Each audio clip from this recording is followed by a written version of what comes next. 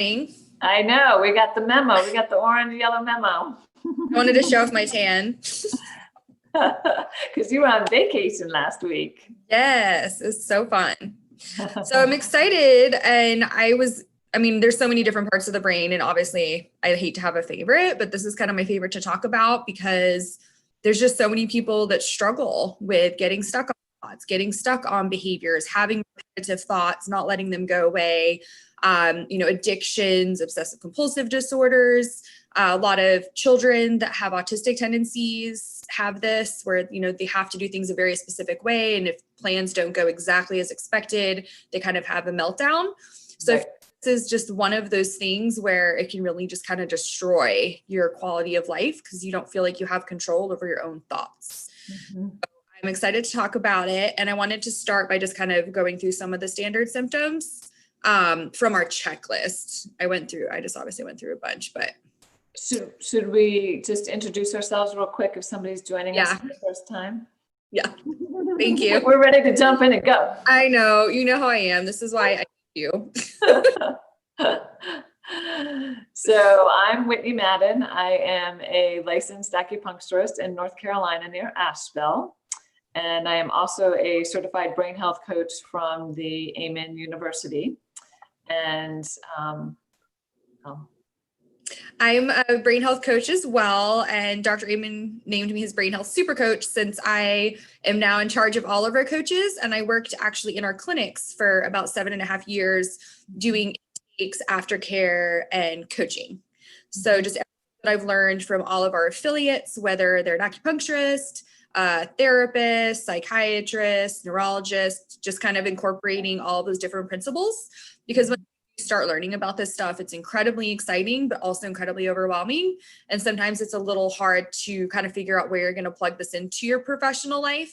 And, the thousands of coaches that we have worldwide, I always tell them at the beginning of the brain health coaching course, when they start having kind of like that excitement, anxiety, I say, I promise you, there's going to be 1 to 4 moments throughout those 50 hours where something clicks for you and how it relates to your life and a loved one. And you're going to know exactly where you want to plug this into your practice. So I think that's the really cool thing. And of course, for me, it's a little different because I got to work in the clinics. I learned all these things from the doctors and my patients before I finished the coaching course. And now I'm just incorporating it pretty much any possible way that I can. And that's why we're here, to just kind of educate you guys and give you some little nuggets of knowledge and hopefully reach more people so that we can help more people. Yes. And my daughter had a learning disability, and I brought her down when she was 16. We struggled for about 13 years and brought her down to the Amen Clinic in Atlanta. And I was so impressed how her brain was able to function once they figured out what was going on and got scans. And I had been trying for 13 years to try to figure out how to help her. She had some post-traumatic stress when she was about 5 years old when her father died. And so it really changed how she was able to take in information. And so when I got down to the clinic, finally, I got some answers of what was happening. And so I was able to take some time off after about 6 months, realizing like, her brain is now on and she's now functioning, and now she can pass high school and she's going to be able to graduate from high school where she wasn't going to before. I was so impressed with that. I was like, I have to find out what the Amen Clinic, what they're doing there, and what do they know, and why doesn't, and I went and I became a certified brain health coach, and I was like, why aren't we all not talking about the brain? This affects everybody and everybody's personality. Why are we not educating each other? And it affects our relationships, our decision-making, our path on our life, our ability to fulfill our destiny. Like, it affects everything. And so I have become a very passionate proponent of brain health education. So today we are talking about the part of the brain called the cingulate gyrus, which is runs along the center of the brain, deeper in, and it is we want to think of it as our gear shifter. And so it gives us our ability to shift from idea to idea, from belief to belief, which how important is that right now in our society? Like excruciatingly important, like really, really important. The ability to see options. Yes, we need that right now. Our ability to cooperate with each other. And it also is our error detector, right? Like it makes sure that, you know, everything in our environment is good and safe. And so it is, we want it to be active, but we don't want it to be overactive. And it tends towards being overactive when it goes out of balance. So there's a couple different parts of the cingulate gyrus. One part is the memory integration. And so this is the one of the parts that is that can be first affected during Alzheimer's in terms of their ability to integrate memories. And then there's another part of the cingulate gyrus that is about that being able to shift from thought to thought. So for example, if as we are talking, as Fallon and I are talking, and if somebody were to come into the room and I was able to talk to them and then be able to come back and continue our conversation, that is my ability to shift from thought to thought, from conversation to conversation. Or if you take a child as a really good example who has difficulty with shifting from what they are doing, if they are playing and mom calls them for dinner and they don't want to stop playing, one of the reasons that happens is because their cingulate gyrus is not fully developed. And so you want to be able to support this part of the brain in a physically, emotionally, mentally, and spiritually, because it affects all of those levels. And then it has our ability to emotionally shift. And so if you have this part of your brain that is off balance, along with depression or anxiety, this will actually keep you stuck in anxiety or depression. So a lot of times when people are getting treated for anxiety and depression and the treatments aren't working, it's because this part of the brain is not being tended to. It's not being balanced along with the other parts that are causing the anxiety and depression. So it's a really, really, we don't hear about this much. I never heard about this part of the brain, you know, before I started studying it. And it's a really, really important part of the brain. Do you want to talk about symptoms, kind of? Yes. And just one of the big overall things that I wanted to share with people that I've been saying for years, and it seems to kind of stick, is if you think of it as the brain's gear shifter, and especially if you're a mechanical kind of person, what do you do when the gears aren't working correctly and they're getting stuck and a little wonky? You put oil on them. So olive oil, putting healthy fats into your diet, avocado oil, omega-3s, just you're literally soaking and nourishing that part of your brain that's getting stuck. And so when you are having, you know, difficulties with focus or defiance, some of those kind of ADD but ODD mixtures, these are the do better on a balanced diet because they have the healthy fats. A lot of times people will say that people with ADD do better on high protein, and that's only true for 2 of the 7 brain types. Right. You can immediately tell, and I'm a classic example of when I tried a high protein diet years ago, it was not good. It made me more irritable and more obsessive because it was making my gear shifter more stuck.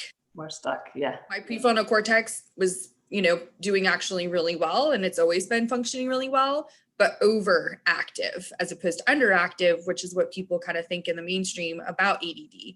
So that's one of the big things that I wanted to make sure I mentioned, because I'm excited and I don't want to forget to talk about that.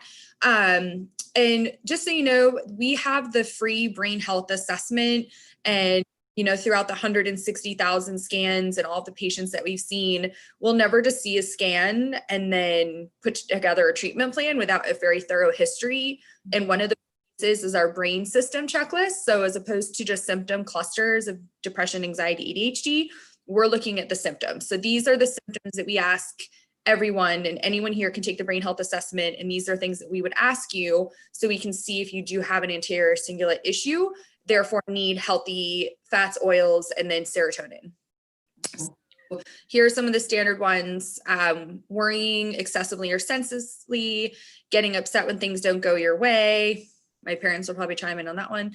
Getting upset when things are out of place. That's been for me in the past.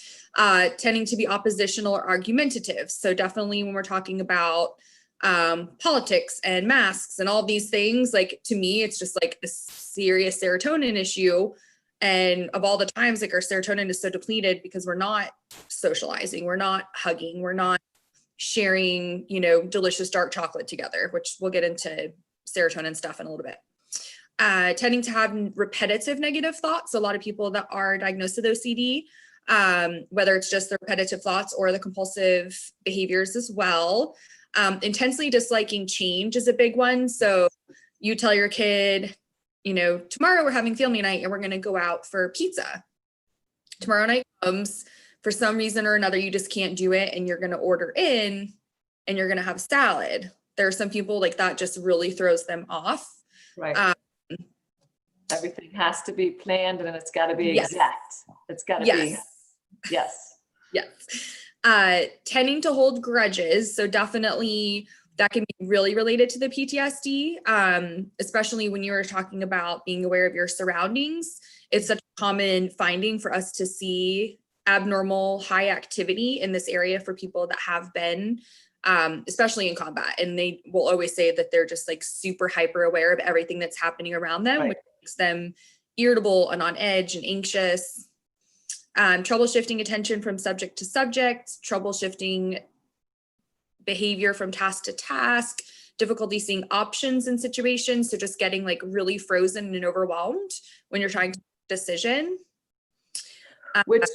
Which is happening so much right now, right? I mean, there's so many reasons it's happening, but part of it is we're not getting enough mental stimulation, many of us, because we're doing this, virtual world. And so we're not getting, like you said, the serotonin, the connection, the human connection with others.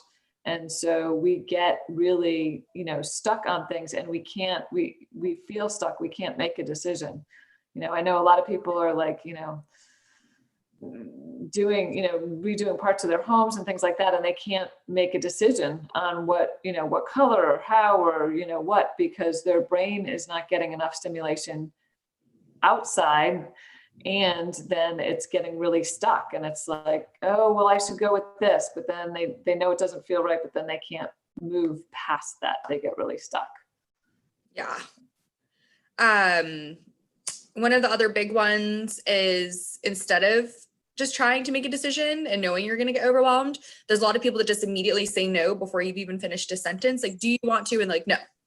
Yeah. And this classic anterior cingulate gyrus, overactivity, low serotonin symptom, and just overall needing things done a very certain way. So again, kind of that OCD, and then not being able to listen to other people's opinions gracefully. And they feel if this part of the brain is really stuck, they see too many errors, like everything is wrong. Everyone is wrong and everything is wrong. Like you can say, it's a beautiful day, the sky is blue. No, it's not. It's I mean, it's just a horrible day. No, there's a cloud over there and it's coming and it's going to pour. Like they can't see any options outside of where they're stuck. And so it's really important when you're in relationship with somebody who has this, you've got to figure out how to work with them. And so, part of it is if they're willing to do the brain health assessment, there's so many things that you can do. So it's brainhealthassessment.com, right? Yep. And it's a free online brain health assessment that looks at all of your systems. And I highly, highly recommend it for everybody. And if you have a hard time seeing yourself, you may take it for yourself, and then you may ask a loved one to take the test for you, like looking at your brain of what they see, because that can be really enlightening. And you can work with brain health coaches. So there's on the Amen University and amenclinics.com, there's a tab for brain health coaches that are, and most of them are working virtually anyway. And so you can work with somebody to help figure out what's going on in your brain, and then being able to see, you know, what you need supplemental wise, what you need exercise wise, what kind of, you know, meditation, what kind of lifestyle things. So usually when I work with people, I work with people supplement wise first to help get their brain balanced, and then work with lifestyle, lifestyle choices and decisions. So I think that's really helpful for people. So Definitely. Yeah. I mean, there's a lot of patients when I was in the clinics where the doctors would say, you need to take these supplements. And then in a month, you're more agreeable and not automatically saying no to everything I'm trying to do to help you. Right. Talk about this. And then we'll talk more about the balanced diet. We'll talk more about intensity aerobic exercise, which this part of the brain tends to do better with.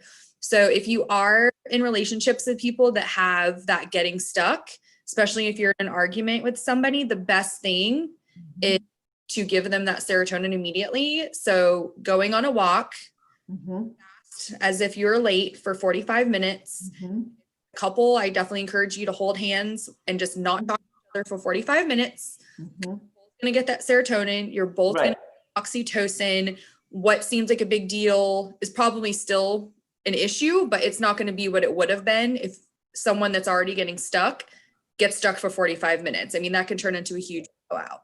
Right. So serotonin from the walking, and then organic, you know, sugar-free, dairy-free chocolate is so good for you.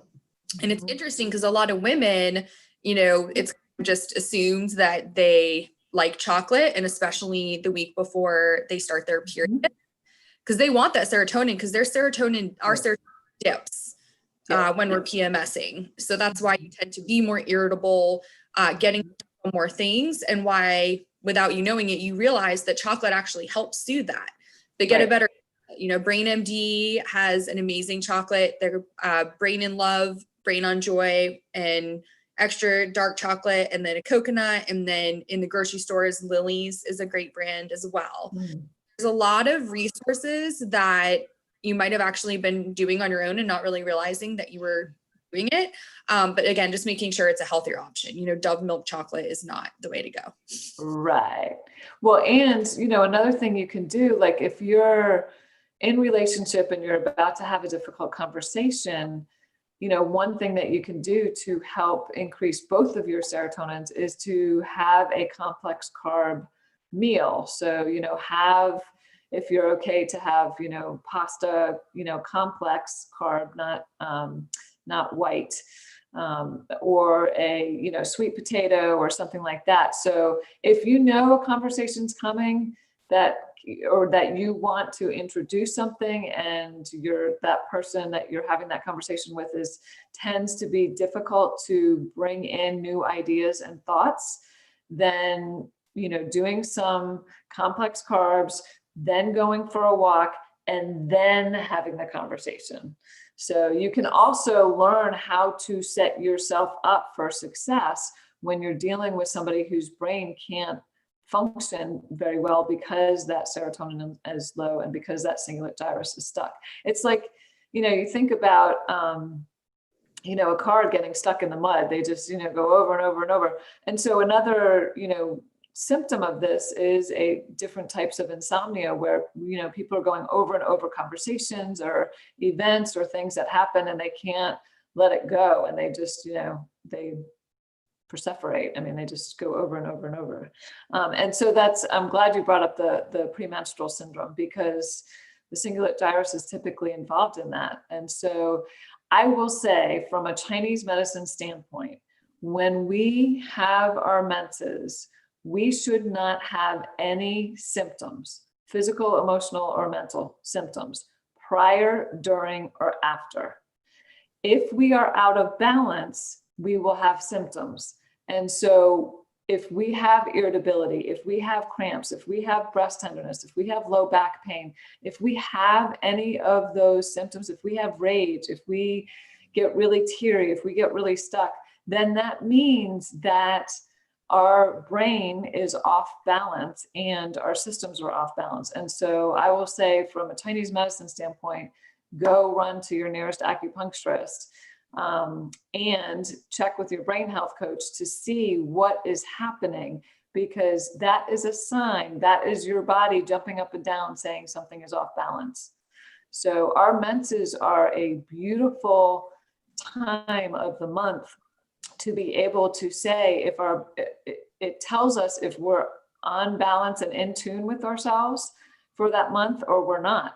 And that's what that cycle is about. Men don't have that. We have this incredible cycle that happens, and we need to pay attention to it because it's the nature wisdom that is within us. It's that innate nature that takes care of us.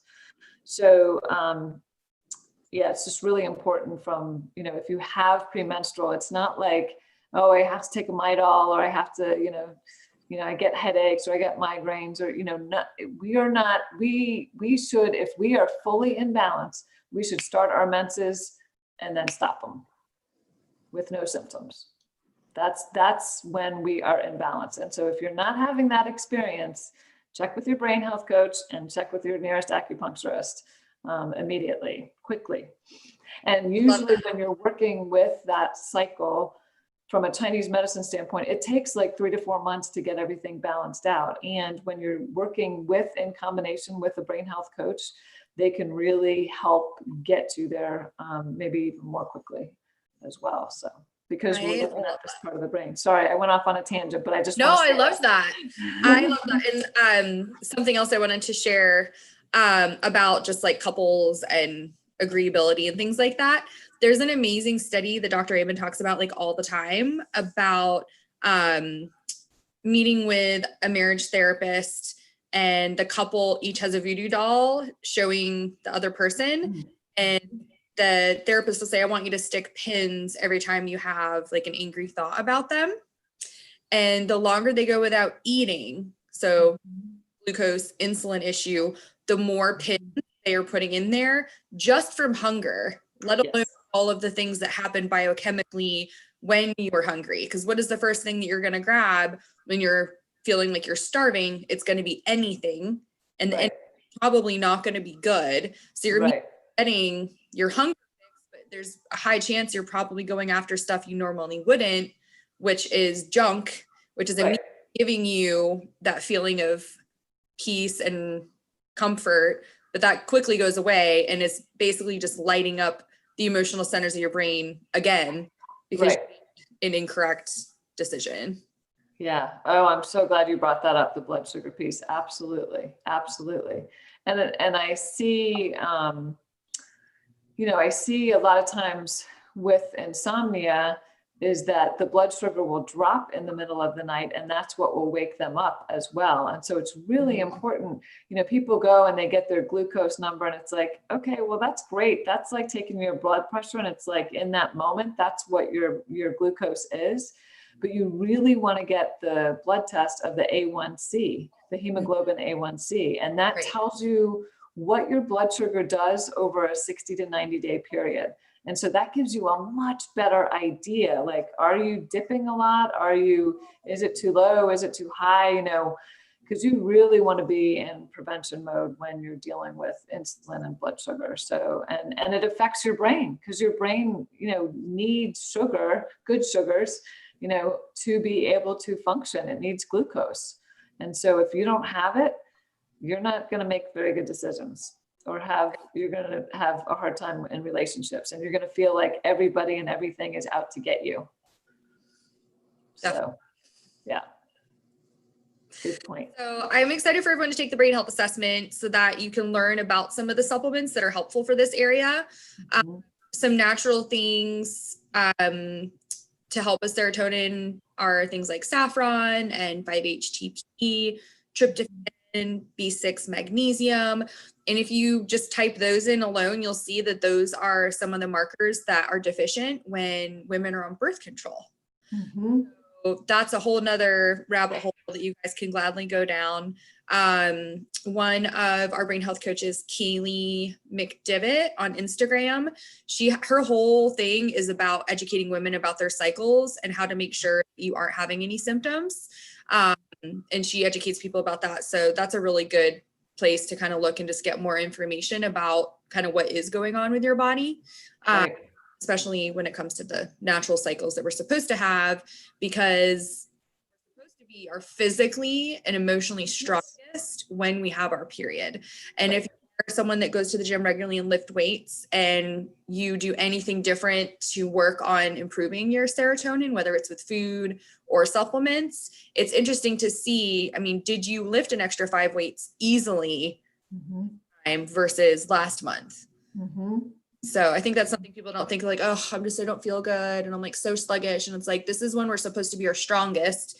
Right. Of breath when doing cardio, strongest when lifting weights. And I feel like in our culture, we just assume if you're on your period, you're basically just like in bed miserable. And that's like the opposite of what it's supposed to be like. Curled up and not working, like can't function. And that is so, and the other piece of that is, it is so important for us to balance our menses before we get into menopause.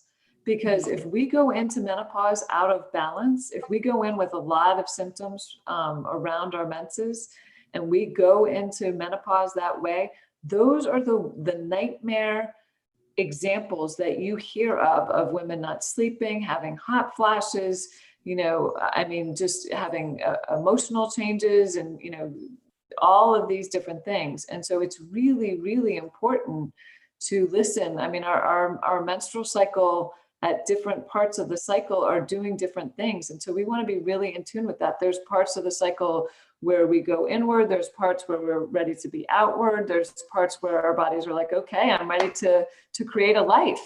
And if that doesn't happen, we need to be able to release that. So it's really, there's so many things that can be done from Chinese medicine standpoint.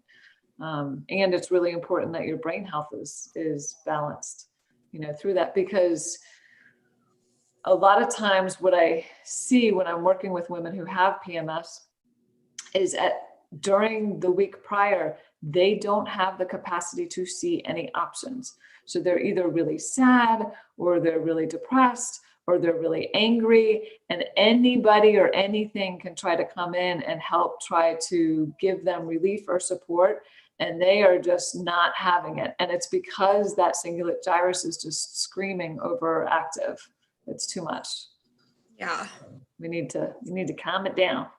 Yeah. So, and the other symptom, which I think you hear more, is the compulsive violence, is where people snap and they're all of a sudden, really violent, or they could have violent tendencies. But then when this part of the brain gets really stuck, they can follow through depending on what's happening in their prefrontal cortex, depending on what their brake is doing in their brain. So it's really important to balance this part of the brain out. So definitely. Any other insights? Let's see. So in general, we talked a little bit about fish oil. So if this was the only part of your brain that was off balance, more of a DHA, higher in DHA versus EPA is more calming. But it depends what other parts of your brain are doing. If you want more of an EPA, DHA, or more higher on the DHA level. So that's just something to think about. And that's what's really great about the brain health assessment, is it'll take in all the parts of your brain to determine what type of fish oil that you need. If you need higher on the EPA or higher on the DHA. So that'll be helpful. But I would highly recommend, when you do the brain health assessment, is to get in touch with a brain health coach so that they can walk you through that process. Because you want, any time that you're taking supplements that change the brain, you want to do so under the advisement of a practitioner, because things will come up, and especially when you're changing the brain. And so you want to make sure that you have support to make that change. And a lot of times what happens that I've worked with brain health clients is they don't see the changes, but the family members drastically see the changes. And so there's got to be enough support around that person who's starting a supplement to be able to be aware, like, and see and be able to say, hey, this isn't working, or this is working. You know, when we started working with Haley's brain, with my daughter's brain, you know, she got really angry, and I was like, this is not okay. And she was so in the anger, she couldn't see it. And so we had to adjust it. But if I wasn't there as an outside person watching what was happening, then we couldn't adjust and find it, you know, fine tune it. So when you're dealing with the brain and neurotransmitters, you got to be really mindful and careful in working with a practitioner who's knowledgeable in that area. That reminded me of something I wanted to share. Having a loved one fill out the brain health assessment too, mm-hmm. Because if you are asked several symptoms and you say occasionally for every symptom, it's still going to give you a score of a relatively healthy brain that doesn't need any supplements except just the basic omegas, multivitamin minerals, probiotics. But if you say frequently for some of those symptoms, that's when you start getting more targeted recommendations that are really going to improve your brain and some of the areas that might not be functioning properly. So that's something to keep in mind. And when I was doing intakes, I would like read every single answer to see what was occasional versus frequently, because the computer only generates the frequently answers, and missing the occasionally, because that means that even just that word means something totally different. Like, to me, occasionally means like maybe once a week. For some people, that might be once a month. Or once a day. Yeah, exactly. So that's just something to keep in mind when you are doing the scoring, is just being mindful that, you know, be as honest as you possibly can. Right. Being honest, and to be able, and when you're in the forest, and especially when you're in the forest of your brain, you can't always see. And so having that other person, and when I work with kids, you know, I have both parents, and depending on how old the kid is, if they're able to self-assess and self-analyze themselves, I'll have them do it, and the parent units. But, you know, it is amazing to me when I will look at each of the parents and I'm like, are you all talking about the same child? Like, right. Like completely. And so that's why it's really, really important to have a brain health coach that can bring all of those pieces together. Or of course, you know, depending on the severity of what's going on, you know, of course, the Amen Clinic psychiatrist and doctors there, when you can get brain scans and things like that, that can really make a difference. So, yay. Yeah. So I think, I think that's all I had. What do you want to talk about next week? So let's go back. Well, let's do this. Let's do the cerebellum next week. Okay. And which is a part of the brain in the back. And it is, there's more and more information and research coming out on this part of the brain, that it really is like the central processing unit for the entire brain, that every thought and belief and every memory and everything else goes through that part of the brain at some point. So this is a really, really important, you know, a lot of times people think about the cerebellum just with the physical balance, which it is responsible for that, but it's also that mental emotional balance as well. So yeah, 50% of our neurons are there. So that's why we're still doing so much research. I mean, we've done 160,000 scans, but we need to keep doing more, because the cerebellum is so complex, but so fun. So many simple, cool things to help heal it. So I'm excited to talk about that. Cool. We will do it. Yay. Awesome. Join us next week at 11 a.m. Eastern, and we will talk about the cerebellum, and we'll go from there. Woo! Thank you, Fallon. Thank you, Whitney. You're amazing.